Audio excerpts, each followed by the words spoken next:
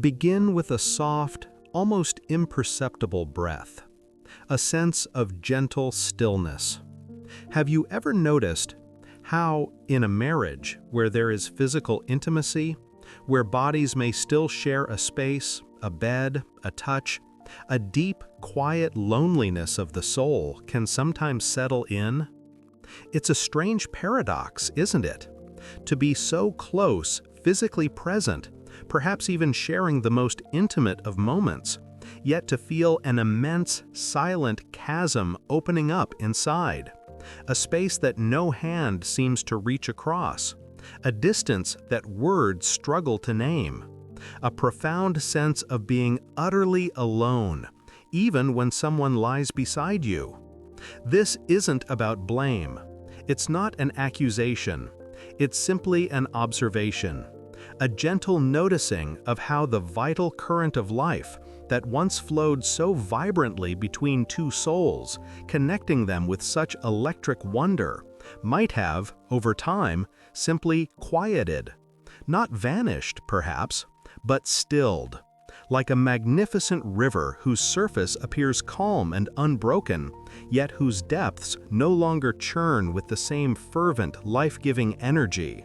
We often think that passion leaves us, that desire simply fades with the passage of years, or with the comforting yet sometimes numbing familiarity of routine. But sometimes it is not passion that has truly departed. Sometimes it is we ourselves who have, subtly, silently, left ourselves, left that wild, vibrant, sensing part of us locked away, or perhaps simply forgotten it was ever truly there within our own sacred landscape. When energy is blocked, you see, we don't just lose sex, we lose vitality. We lose that inner spark that illuminates our world, that makes us feel truly alive, truly ourselves, even when we are in solitude. This feeling of being utterly alone, even when hand in hand, it is a signal, a quiet, insistent whisper from the soul, trying to remind us of something profound, something essential. Between a man and a woman flows not just passion, but life itself. And when that life current feels diminished, when the connection seems to fray or break within, it's not merely a sign of a relationship challenge. It's a powerful call from within, asking us to look deeper, to listen to the silence that has gathered, to understand what has been forgotten or what has been left unacknowledged within our own being. Desire is not the body simply calling for release. It is the soul singing. And sometimes, even in the quietest moments of solitude, within the familiar walls of a shared home, that song can transform into a lament, a longing not for another's touch, but for the profound, reawakening touch of our own essence. Attraction is not sin. It's the universe remembering itself. And this longing for connection, this yearning to bridge the inner chasm, it is the universe within you remembering itself. This journey we embark on now, this exploration of feeling alone together, it is not about judgment, not about finding fault or assigning blame. It is about tender curiosity, about dissolving the tension that comes from believing something is irrevocably broken, irretrievable. It is about understanding that this very feeling, this quiet ache, this longing, is a sacred invitation. An invitation to deep presence, to gently inquire, where did I go? And how can I begin to return? A man doesn't lose power when he ages. He loses it when he stops looking with wonder. And when a woman breathes deeply, truly deeply, life breathes with her. Perhaps this shared solitude, this moment of quiet reflection, is simply an invitation for each of us to breathe deeply again, to look with wonder at the breathtaking landscape of our own inner world, to rekindle that forgotten spark. Love, feel, breathe. The energy within you has never died. It's been waiting for you to awaken. We speak of passion, of intimacy, of the vibrant current that once flowed so freely between two souls. But where does it go? Where does that exquisite breath of life, that knowing warmth, begin to fade? It is not, my friends, a sudden storm that extinguishes the flame. No. It is often a slow, almost imperceptible whisper, a gentle receding tide. Imagine a river. Its waters once surged, alive with purpose, carving paths, nourishing banks. Then, slowly, almost without notice, tiny pebbles begin to settle. Then stones, then boulders. Not one single blockage, but 1,000 small depositions, accumulating over seasons, over years. This is how the current of life within us and between us can diminish, not with a bang, but with a quiet settling of dust. First, consider the unspoken grievances, the small hurts tucked away, unaddressed, a sharp word left to linger, a gesture misunderstood left to fester in the silent chambers of the heart, each one a tiny stone. We tell ourselves, it's not worth mentioning, it will pass, but it doesn't truly pass. It settles, and with each stone the riverbed rises, and the water flows a little less freely. The weight of what remains unsaid, it becomes a burden we carry alone, even when lying beside the one we love. Then there are the fears, the deep, ancient fears that whisper to us in the quiet hours, the fear of vulnerability, of truly being seen, utterly exposed, and then rejected. So we build walls, small, invisible fortifications around our hearts, our desires. We protect ourselves, yes, but in doing so, we also prevent the free flow of connection. And with fear often comes guilt, a sense that our desires are somehow wrong or selfish, and shame, a quiet, insidious voice that tells us we are not enough, not worthy of the depth of connection we secretly crave. These are heavy rocks indeed. They weigh down the spirit, dimming the light from within. And beyond the internal landscape, there is the world, the relentless rhythm of daily life, the demands of work, of children, of responsibilities that stretch us thin, the exhaustion. It dulls the senses, blurs the edges of wonder. We become, perhaps, a spouse, a parent, a provider, and in doing so, we sometimes forget the lover, the partner, the vibrant self that yearned for connection. The burden of expectation, both self-imposed and perceived from others, becomes a heavy cloak. We wear these roles so completely that our true skin, our authentic being, is rarely allowed to breathe. And this is where the profound truth lies. When energy is blocked, we don't lose sex, we lose vitality. We lose the sparkle in our eyes, the spring in our step, the spontaneous laughter that once bubbled up from deep within. The absence of this vibrant current isn't merely about physical intimacy, it's about the very pulse of life itself. Creativity dwindles. Inspiration becomes elusive. We feel a quiet emptiness, a dull ache, even amidst abundance. The world can feel flat, monochrome. Our bodies, wise and ancient vessels, bear witness to all of this. They hold the unspoken words, the unexpressed emotions.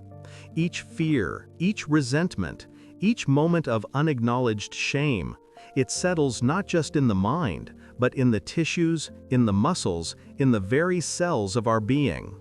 And slowly, almost imperceptibly, the body becomes less sensitive, less receptive. It becomes a fortress of stored history, rather than a vibrant conduit for the current of life.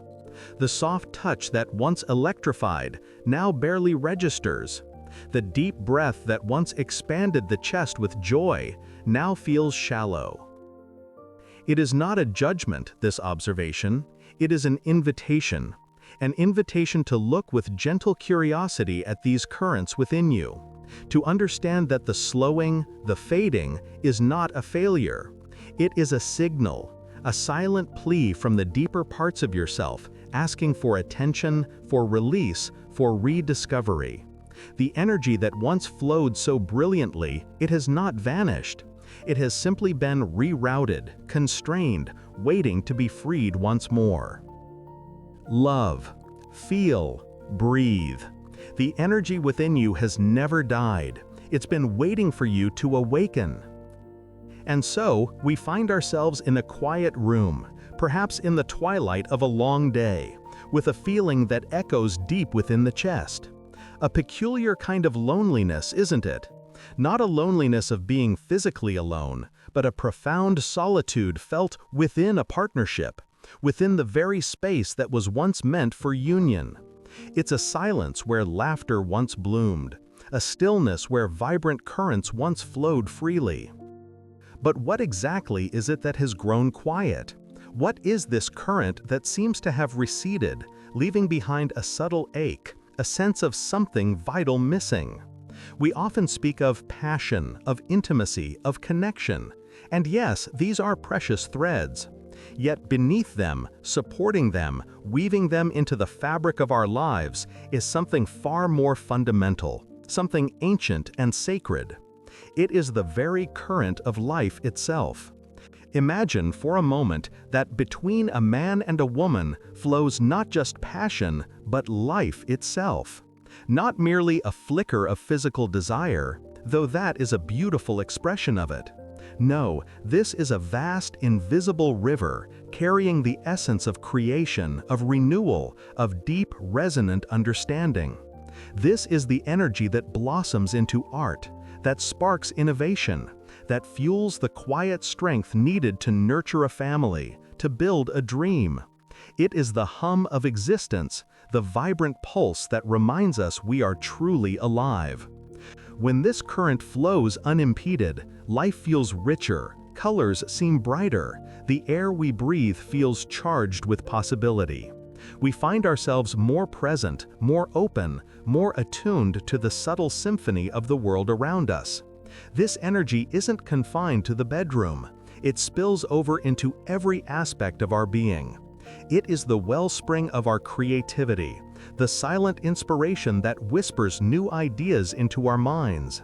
It is the source of pure joy that can erupt from a simple moment of shared laughter, a quiet glance, a hand held in comfort. It is, profoundly, a healing force, mending unseen wounds, softening hardened edges, drawing us back into wholeness. And what of desire in this grand tapestry? We have been taught, perhaps, to view desire with suspicion, to see it as something base, something to be controlled, or worse, to be ashamed of. But what if we were to reframe it? What if we understood that desire is the language through which the soul speaks? It is not merely the body's craving for sensation, no.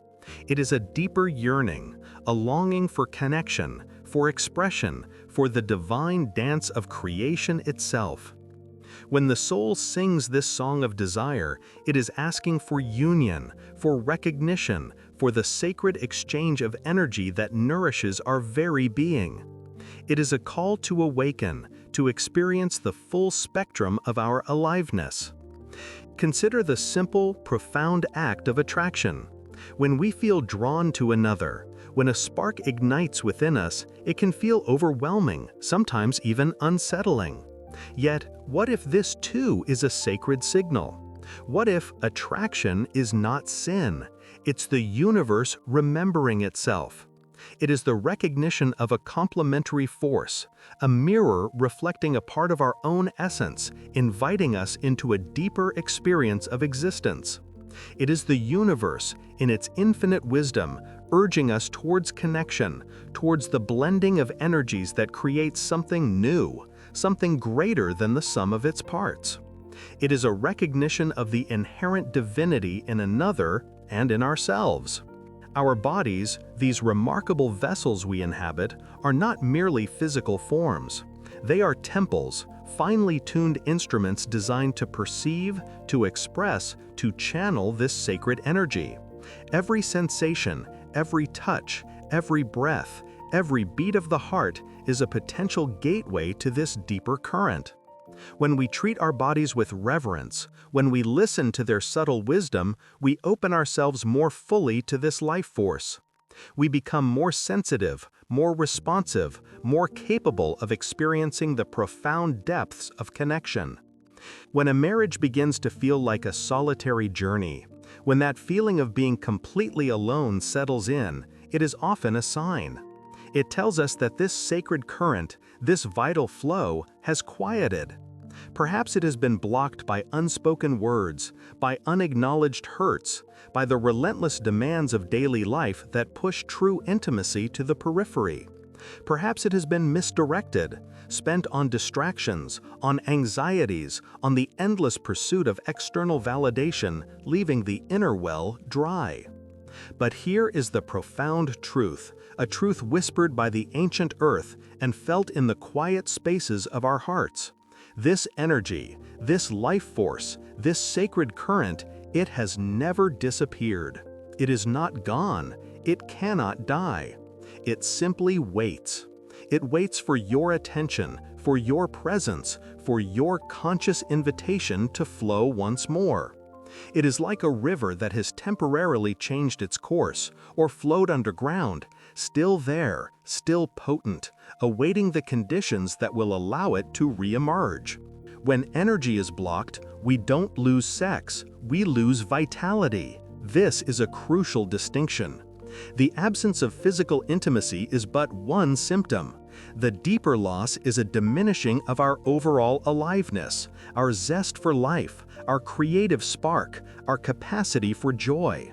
The world can seem duller, the future less promising, our connections with others, even our own selves, feel less vibrant. The wellspring of inspiration can dry up. The capacity for healing, for self-renewal, feels distant. How then do we invite this current back into our lives, back into our relationships? The path is not one of striving or forcing, but of gentle invitation, of conscious awareness. It begins with the simplest, most profound act, breathing. Watch a woman, truly observe her, when she allows herself to breathe deeply, fully, without inhibition. When a woman breathes deeply, life breathes with her. Her chest expands, her belly softens. A gentle ripple moves through her entire being. In that moment, she is not just taking in air, she is drawing in the very essence of life, circulating it through her veins, awakening every cell. This deep, conscious breath is an anchor to the present moment, a direct connection to the infinite source of energy within and around us. It is the same for a man, for anyone. When we breathe deeply, we invite presence, we invite flow. We create space for the sacred current to remember its path. And this presence, this mindful awareness, extends beyond our breath. It extends to how we perceive, how we interact. A man doesn't lose power when he ages, he loses it when he stops looking with wonder. When the world becomes ordinary, when our partner becomes a familiar fixture, when the miracle of existence fades into routine, the current begins to dim. To look with wonder is to see anew, to find the extraordinary in the ordinary, to appreciate the intricate dance of life unfolding before us. It is to see the beloved not as a habit, but as an ever-evolving mystery, a universe waiting to be explored again and again. This wonder rekindles the spark, for wonder is inherently an act of opening, of receiving, of allowing. Let us be clear. Desire is not the body calling, it is the soul singing. The body is the instrument, yes, but the music originates from a deeper place. It is a call for alignment, for harmony, for the sacred merging of spirit and form. When we listen to this song, not with judgment or expectation, but with curiosity and reverence, we begin to understand its true message. It speaks of longing for connection, for expression, for the profound joy of shared existence.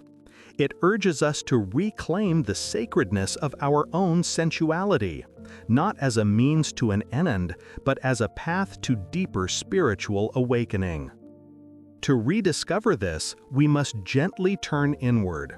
We must give ourselves permission to feel, to truly feel, without analysis or fear. To touch with intention, to listen with our whole being, to see with our hearts. We must remember that the physical acts of intimacy are powerful rituals, expressions of this sacred current, but they are not the current itself. The current is the underlying energy, the love, the connection, the life force that animates everything.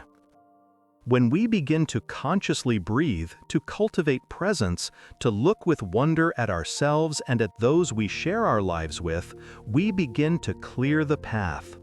The subtle shifts begin. The quiet ache of loneliness begins to dissipate, replaced by a gentle hum of aliveness.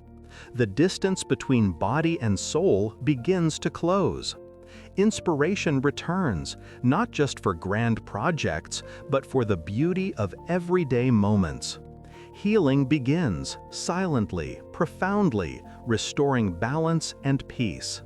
This journey is not about finding something new, but about remembering something ancient, something that has always resided within you.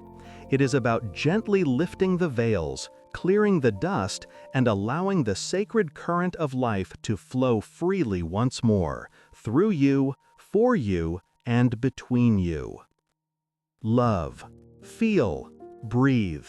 The energy within you has never died. It's been waiting for you to awaken. We spoke of the quiet ache, didn't we?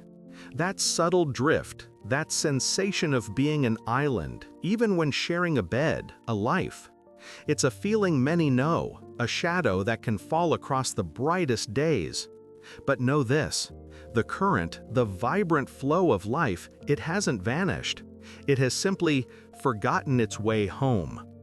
The path back begins not with grand gestures, but with a whisper to yourself. It asks you to simply allow yourself to feel again, without judgment, without expectation, just to open to the possibility of sensation, of connection, as a child might open their hand to catch a snowflake. There is no right or wrong in this feeling, only the gentle unfolding of your own truth. Think of it this way: when energy is blocked, we don't lose sex, we lose vitality. We lose that inner spark, that luminous quality that makes us feel truly alive, truly present in our own skin. And the journey back to that vitality, that aliveness, is not about fixing anything. It is about remembering the sacred pulse that runs through you, through your partner, and through the space between you. It begins, perhaps, in the most ordinary moments. The shared silence at breakfast, the quiet of an evening walk. Can you bring your full self to these moments? Can you allow your presence to be a gift, not a demand? This is not about doing more, it is about being more here. Consider the simple act of touch, not as a prelude, not as a means to an end, but as an end in itself. A hand on a shoulder as you pass in the kitchen, a brush of fingers while reaching for a cup. Can it be a moment of pure, unburdened presence? A gentle anchor in the ocean of the everyday? Feel the warmth, feel the texture. Allow that sensation to resonate within you, without analysis. When a woman breathes deeply, life breathes with her. And when we truly touch, truly connect, we invite that deep, life-affirming breath into the space between us. It's an invitation for the soul to remember its own language, which is often spoken not in words, but in the silent eloquence of skin meeting skin. And the eyes. Oh, the eyes. How often do we truly look into them? Not just glancing, but settling in, letting our gaze linger, seeing beyond the surface, into the depths. This is not a challenge. It is an act of deep reverence, a quiet acknowledgement of the universe gazing back at itself. For attraction is not sin, it's the universe remembering itself. And in that gaze, we can begin to remember each other. A man doesn't lose power when he ages. He loses it when he stops looking with wonder. And this wonder, this fresh gaze, is what we must cultivate. Not just for our partners, but for the world and, most importantly, for ourselves. Can you look at your partner with that same wonder you once felt? The wonder of discovery, of appreciation, of seeing them anew, as if for the very first time. And then there is listening, true listening, not just waiting for your turn to speak, but opening your entire being to receive the other's truth, their joys, their fears, their quiet sighs, to listen with your heart as well as your ears. To hold space for their experience without judgment, without needing to fix or solve, just to be present, to bear witness. In that sacred space of deep listening, intimacy is reborn. These are not techniques to master. They are invitations to presence. Small, conscious acts of tenderness and attention that, like gentle ripples, can begin to stir the still waters. A gentle touch, a lingering gaze, a moment of profound listening. Each one a tiny spark, rekindling the forgotten current. Because between a man and a woman flows not just passion, but life itself. A living, breathing current that sustains, inspires, and heals. And desire is the language through which the soul speaks. It's not just a physical urge. It's the profound longing of one spirit to merge with another, to remember the unity from which it came. The goal here is not to fix sex as if it were a broken machine. No.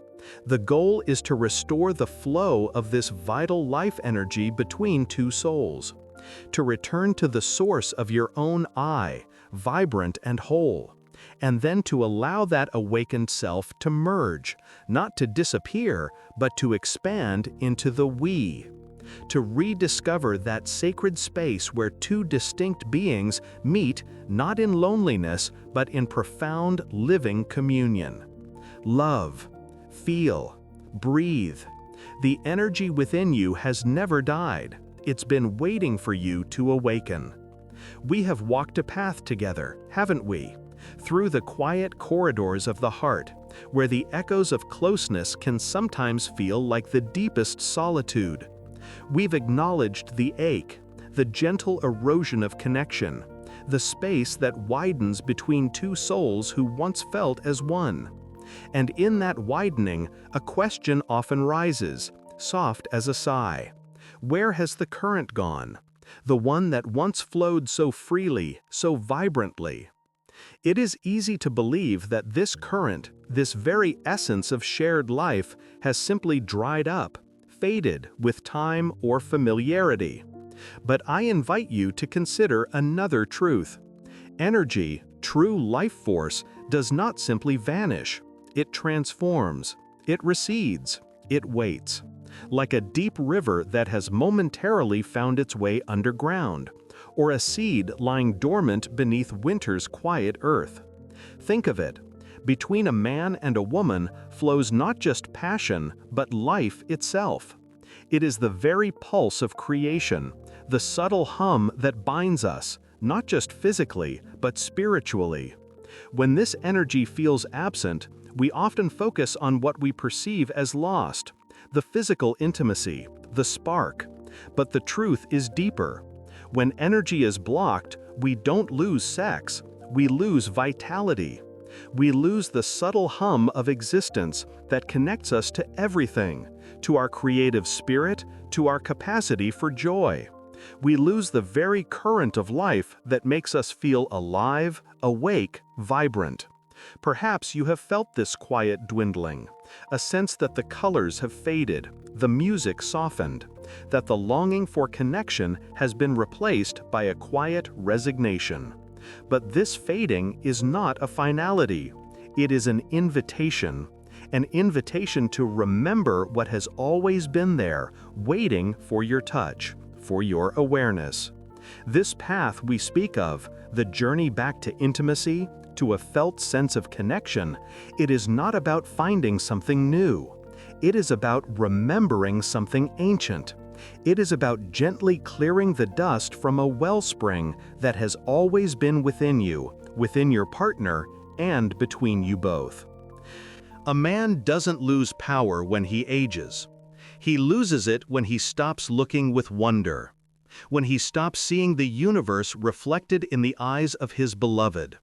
And when a woman breathes deeply, life breathes with her. When she reclaims her own inner rhythm, the world around her responds. This energy, this life force, is not external. It is not something to be chased. It is inherent. It is sacred. So, how do we begin this remembering, this quiet awakening? It starts with you, with the brave act of listening to the whispers of your own soul. Desire is the language through which the soul speaks. And if it feels silent, perhaps it is simply waiting for you to remember its melody. This remembering is an act of self-love, not a selfish love, but a foundational one. For how can you truly offer your light to another if you have not first tended to your own flame? This is not a journey of blame or of fixing. It is a journey of understanding, of seeing the beautiful, complex tapestry of your own being, and then, with newfound clarity, turning to see the beautiful, complex being beside you. To re-engage with that initial spark, that innate attraction that drew you together. Attraction is not sin. It's the universe remembering itself. It's the recognition of one soul by another, a deep resonance that transcends the physical. Allow yourself to feel the echoes of longing, the quiet sadness. Let them be guides, not burdens. For within these feelings lies the raw material for transformation. They point you towards what you truly desire, not just passion, but meaning, not just touch, but soul-deep intimacy. The path back to yourself and then to your partner is one of gentle awareness. It is a commitment to tenderness, first with yourself, then with the other.